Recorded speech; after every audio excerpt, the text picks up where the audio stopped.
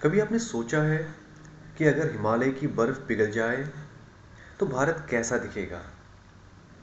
गंगा, ब्रह्मपुत्र, यमुना जैसी नदियाँ क्या वो सिर्फ पतली धारा बनकर रह जाएंगी? क्या मैदानों में पानी की कमी शुरू हो जाएगी? क्या पहाड़ अस्थिर होकर बार बार टूटने लगेंगे? द शॉकिंग ट्रूथ इज, ये सब अभी हमारे सामने हो रहा है। Welcome to the open classroom, जहां हम साइंस के सबसे गहरे सवालों को सिंपल भाषा में डिकोड करते हैं। आज हम बात करेंगे climate change and the melting Himalayas, India's cryosphere crisis. चलिए अब समझते हैं क्रायोस्फीयर होता क्या है। What is cryosphere?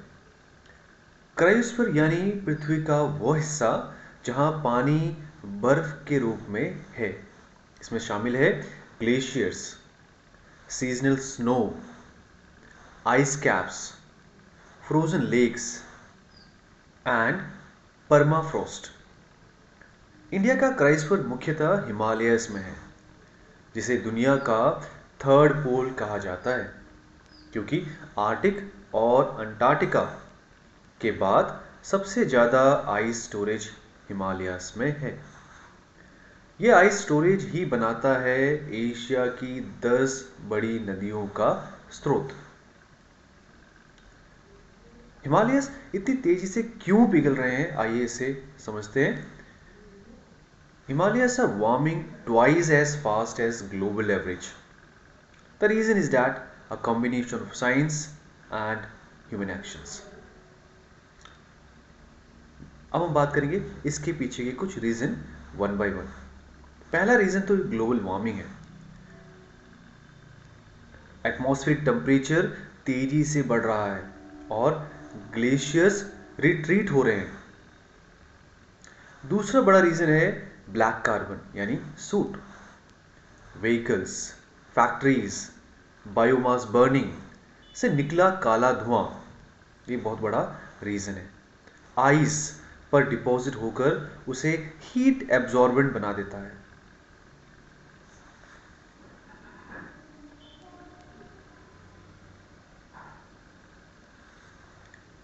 India Nepal से लेकर उत्तराखंड हिमाचल तक हर साल करोड़ों टन स्मोक एटमॉस्फेयर में जाता है।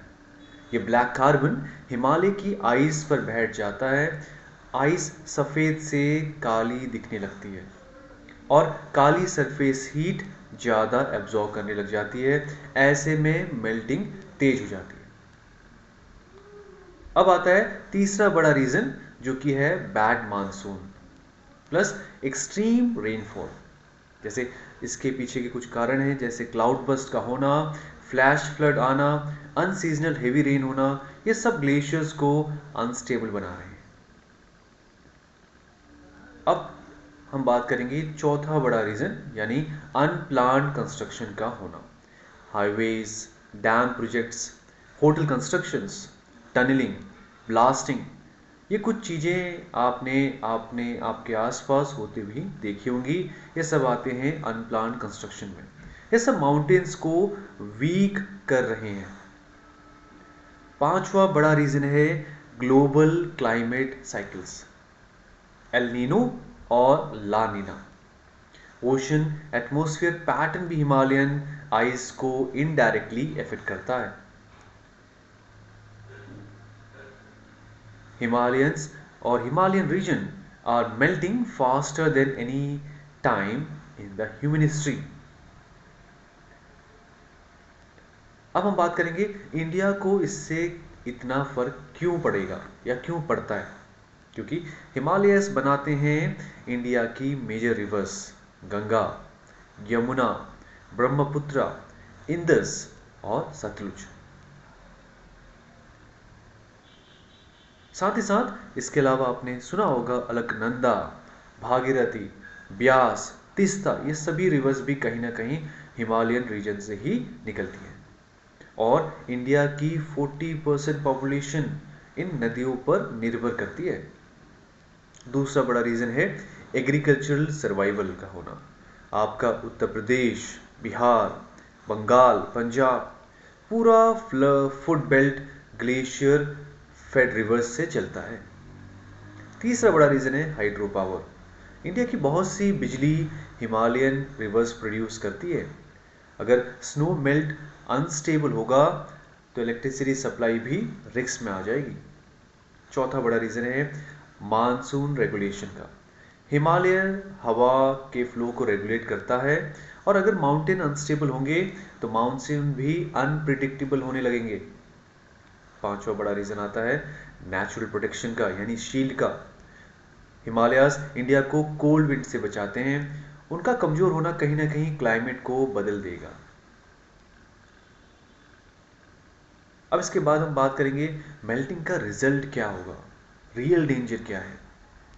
इसको भी हम पॉइंट्स में समझने की कोशिश करेंगे। तो पहला पॉइंट है ग्लेशियल लेक आउटबर्स्ट फ्लड्स, यानी जब ग्लेशियर्स पिघलकर पानी जमा होता है तो लेक बनती है।